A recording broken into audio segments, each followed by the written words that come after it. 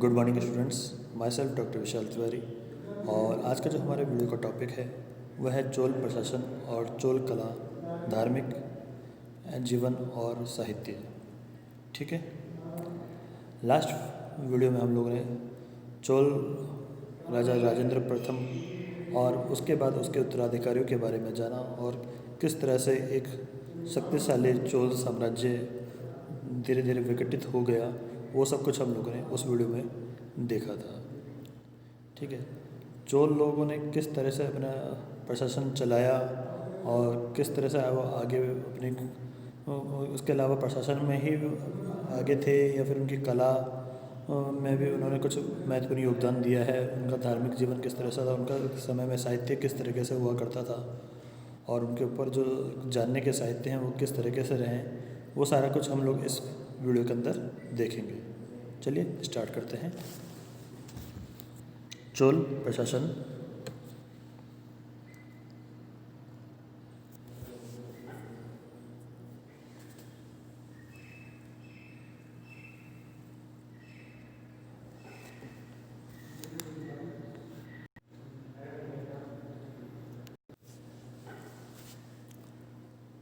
चोल राजा काफ़ी साहसिक राजा थे और लेकिन वे केवल साहसिक राजा या आक्रांता ही नहीं थे, वे एक कुशल प्रशासक भी थे और विजेता होने के साथ साथ उनमें कुछ रचनात्मकता, ऊर्जा एवं क्षमताएं भी थीं। चोल राजाओं ने अपने साम्राज्य में एक शक्तिशाली और सुव्यवस्थित और संस्कारित प्रशासन तंत्र की स्थापना की थी, जिसकी प्रमुख विशेषता सुदृढ़ केंद्रीय नियंत्रण के साथ स्थानीय स्वायत्तता तथा का अद्भुत समन्वय था। ठीक है, तो वो किस तरह से था उसके लिए हम लोग सबसे पहले देखते हैं केंद्रीय शासन, फिर प्रशासनिक इकाइयाँ, राजस्व प्रशासन। ठीक है, तो बात करते हैं हम लोग अभी केंद्रीय प्रशासन।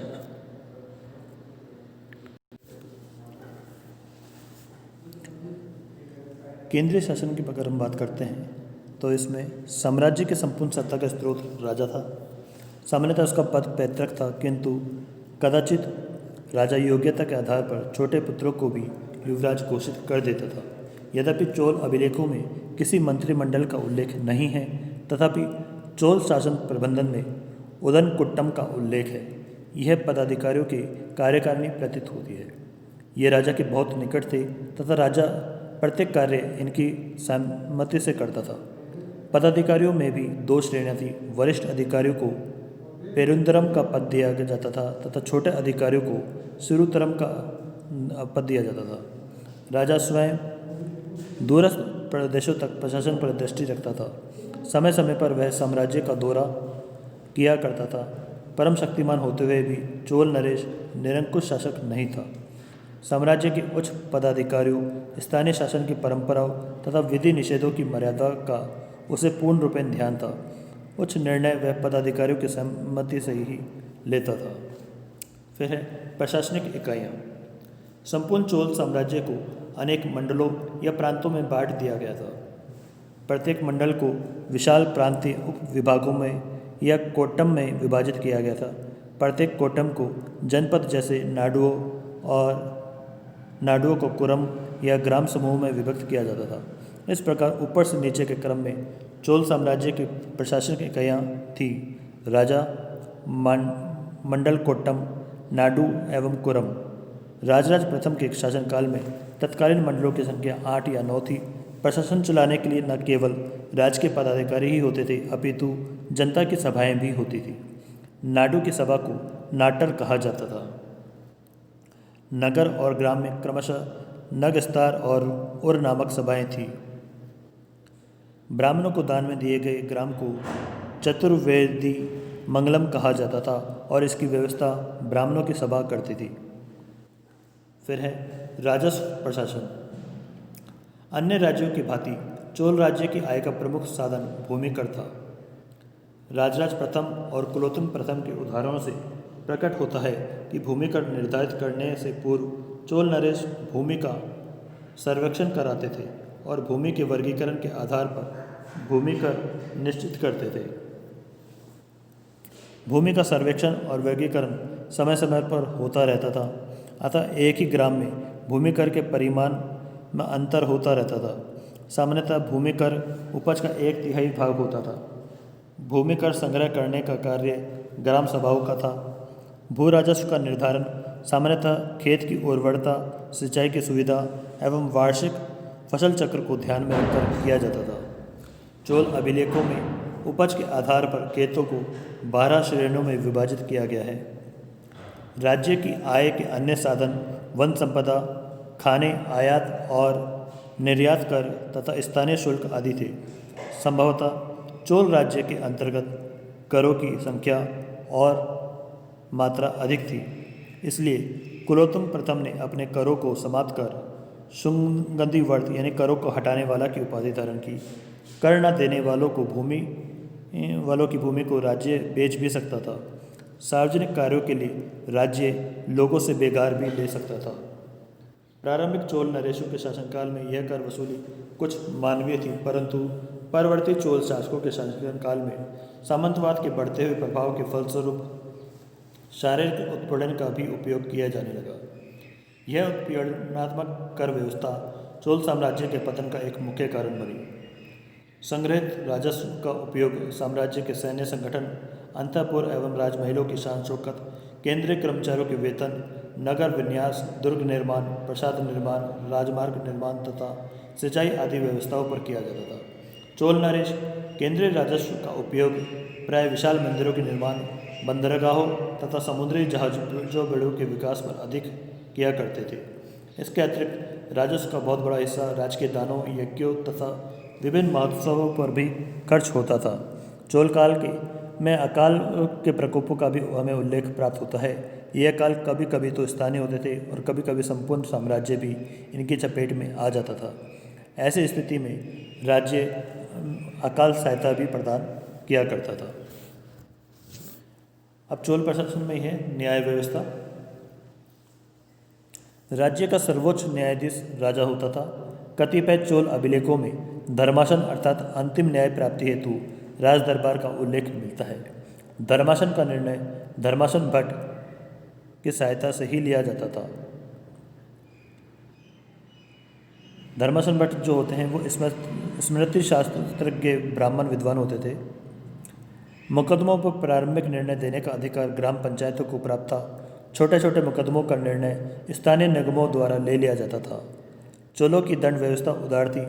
हत्या जैसे जघन्य अपराधों के अतिरिक्त अन्य अपराधों में आर्थिक दंड अथवा सामाजिक अपमान करने का दंड दिया जाता था, परंतु कर प्रवंचकों, चोरों, डाकुओं एवं व्यभिचारियों को शारीरिक दंड एवं अर्थदंड देने के अतिरिक्त उनको सामाजिक अपमान प्रदान करने हेतु उन्हें गधे पर बैठाकर ग्राम अथवा नगर के मोहल्लों में घुमाया जाता था।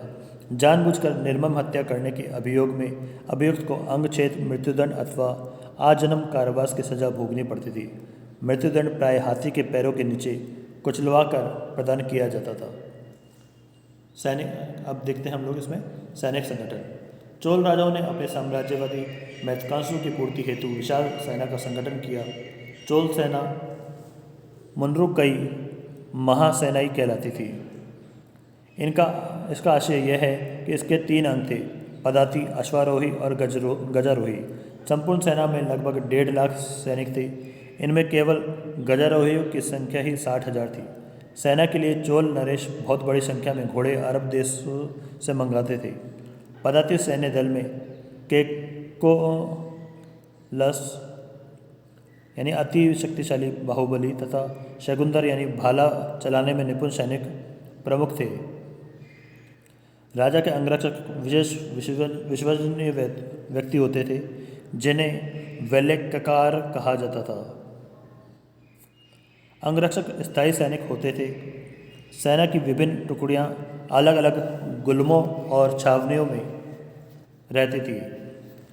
चोल अभिलेखों में चोल सेना की 70 रेजिमेंटों का उल्लेख है। सैनिकों के प्रशिक्षण एवं अनुशासन पर विशेष ध्यान दिया जाता था। शांति काल में सैनिक सामाजिक, आर्थिक एवं सांस्कृतिक विकास में योगदान देते थे। युद्ध के अवसर पर चोल सेना का नेतृत्व राजा अथवा युवराज करता था। युद्ध भूमि में विशेष पराक्रम दिखाने वाले योद्धाओं अथवा सेनापतियों को क्षत्रिय शिखामणि की उपाधि दी जाती थी। सेना का संपूर्ण कार्य सेनापति के निरीक्षण में होता था। अन्य सैनिक पदाधिकारियों में महादंड नायक और नायक विशेष रूप से उल्लेखनीय है। युद्ध के समय चोल सेना बड़ी क्रूरता का प्रदर्शन करती थी। लंका और पांड्य देश पर आक्रमण करते समय उसने निरीह जनता के साथ बड़ी क्रूरता का व्यवहार किया था। स्त्रियों के साथ अभद्र व्यवहार करना और नागरिकों के नाक कान काट लेना आदि कार्यों के लिए चोल सेना क्या थी। चोलों ने एक शक्तिशाली नौसेना का भी संगठन किया था। राजराज प्रथम और राजेंद्र प्रथम के समय चोलों की नौसेना विशेष रूप से शक्तिशाली हो गई थी। बंगाल की खाड़ी में उसकी इतनी धाक जम गई थी कि उस खाड़ी को चोलों की झील कहा जाने लगा था। अपनी नौसेना की सहायता से ही चोलों ने चेर राज्य को पराजित किया था और लंका, मालदीव तथा श्रीविजय साम्राज्य से टक्कर ली थी। लड़ाकू जहाज़ों के अतिरिक्त इस सेना में व्यापारी जहाज भी थे। अब है इनके जन कल्याणकारी कार्य। चोलों ने कतिपय जन कल्याणकारी कार्यों में भी अपनी रुचि दिखाई। चोलों ने विशाल सिंचाई परियोजनाओं का निर्माण कराया।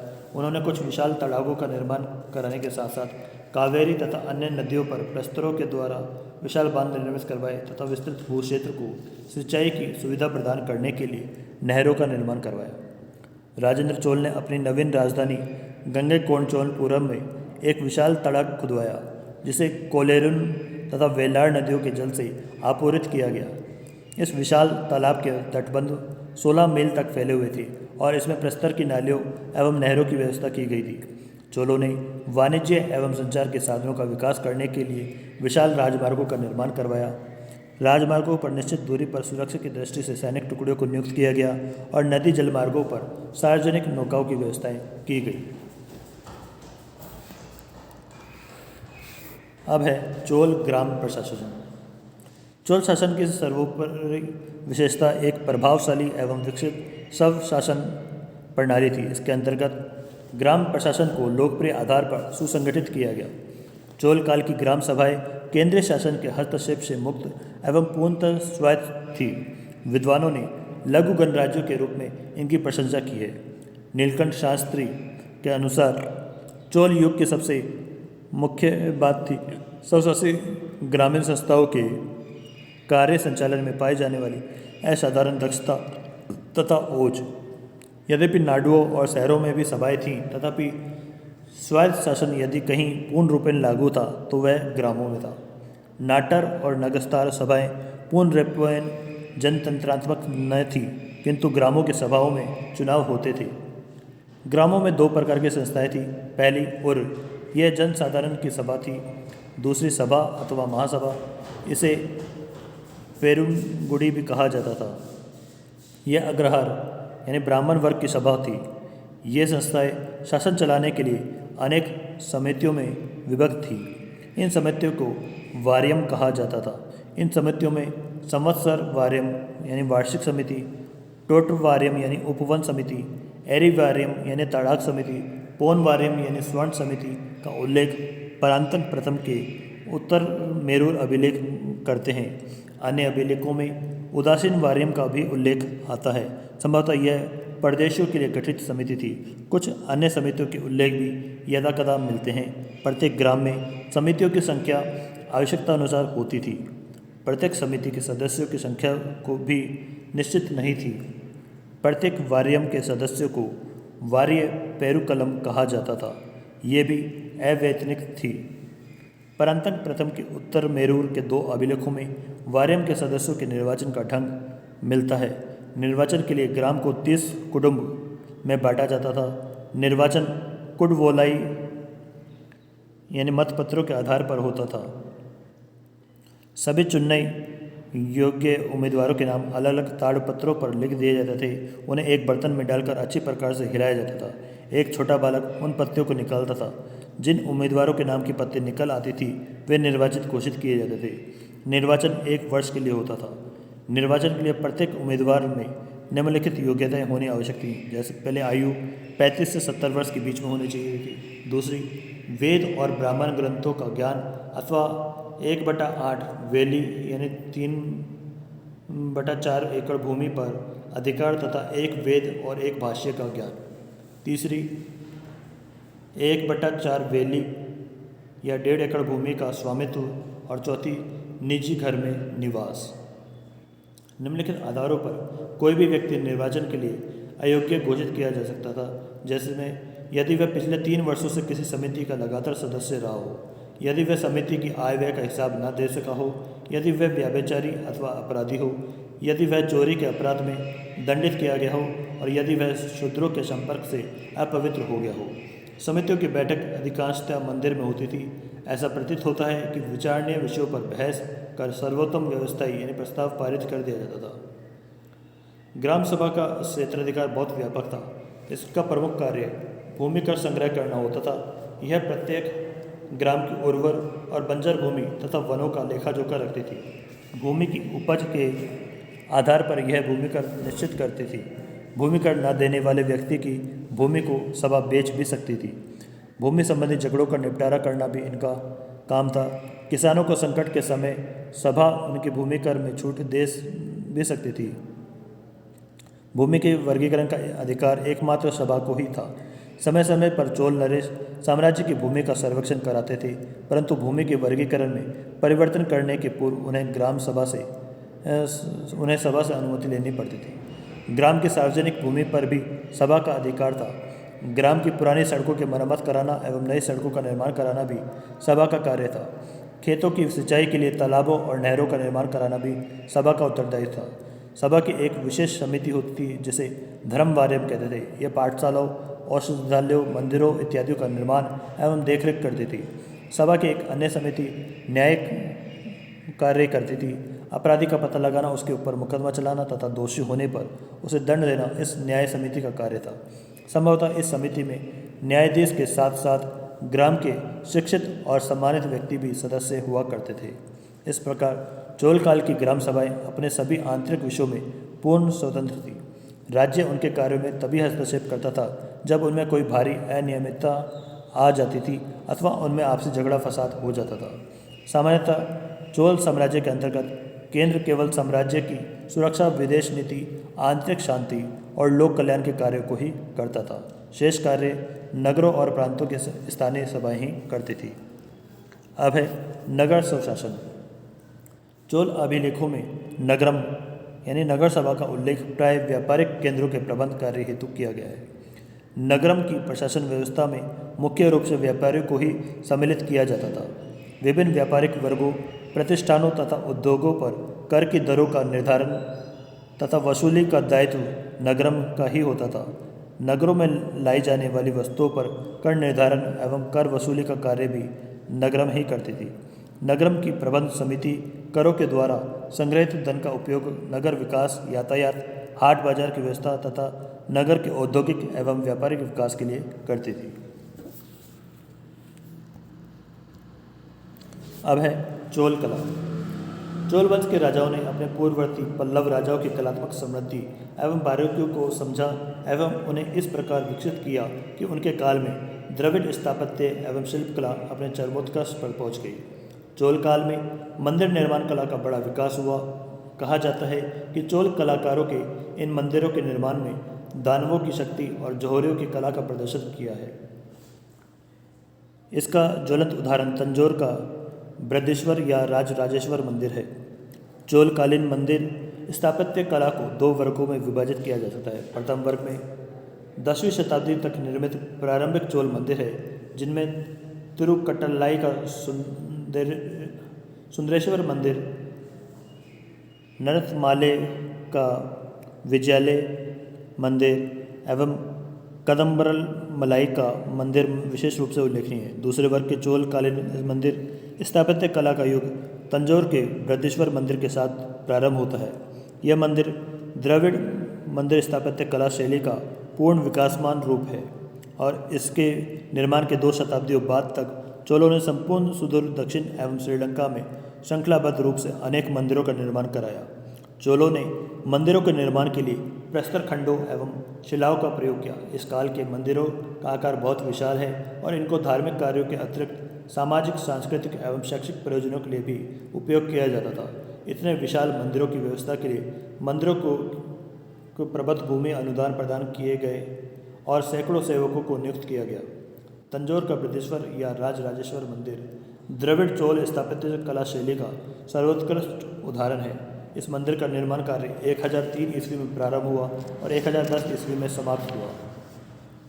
इसका आयताकार विशाल प्रांगण 160 मीटर लंबा और 80 मीटर चौड़ा है। इसमें 2 गोपुरम निर्मित किए गए हैं। इस मंदिर के आधार में गर्भगृह, प्रदक्षिणा पथ एवं उसके ऊपर के भाग हैं। द्वितीय भाग में लगभग 60 मीटर ऊंचा विद्यमान है, जिसका पिरामिडकार शीर्ष 3.5 मीटर ऊंचा है। विमान का मध्य भाग 14 तलों या बंधों से युक्त है, जो क्रमशः पतला होता हुआ अंत में आधार तल की चौड़ाई का 1/3 ही रह जाता है।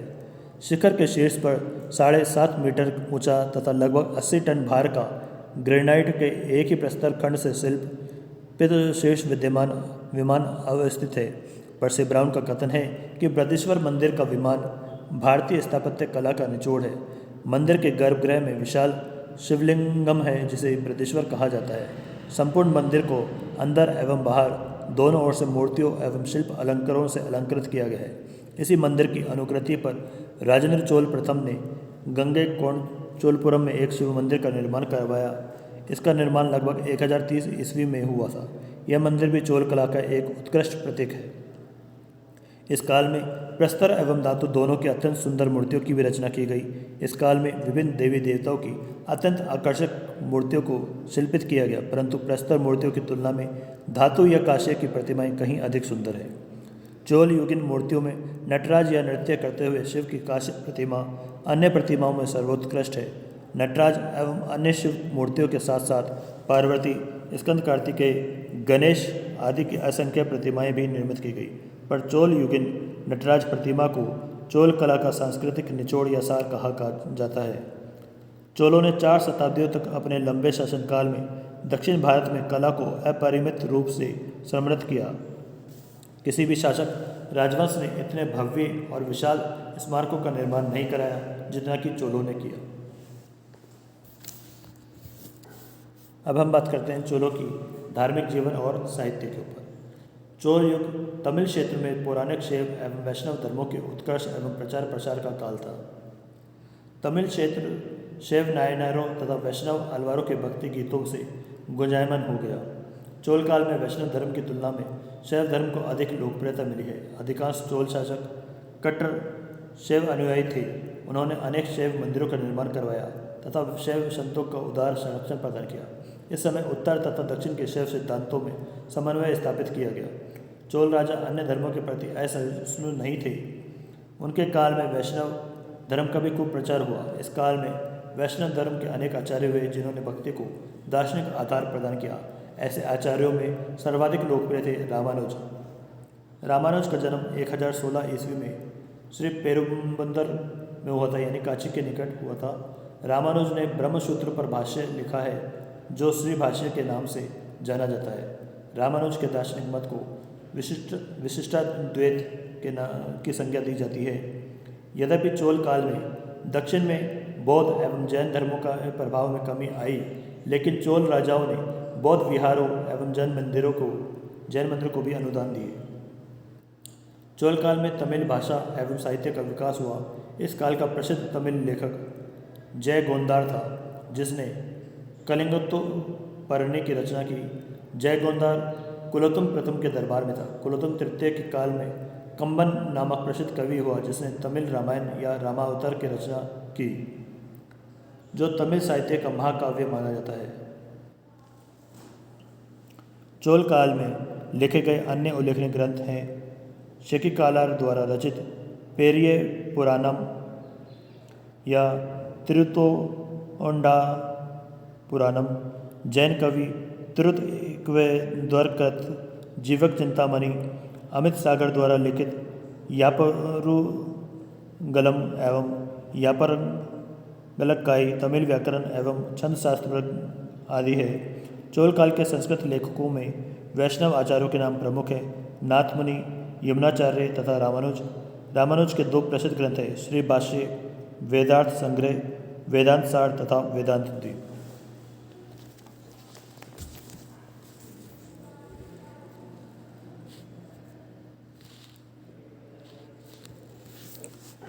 तो इस तरह से हम लोगों ने इस वीडियो के अंदर चोल प्रशासन और उसके अंदर क्या क्या जो जो चीज़ें थी वो सारी चीज़ देखी, प्लस चोलों की जो ग्राम शासन व्यवस्था थी उसको देखा, प्लस चोलों की कला किस तरह से थी, उसमें अंदर कौन कौन से प्रसिद्ध मंदिर बने, फिर उनके धार्मिक जीवन के बारे में जाना।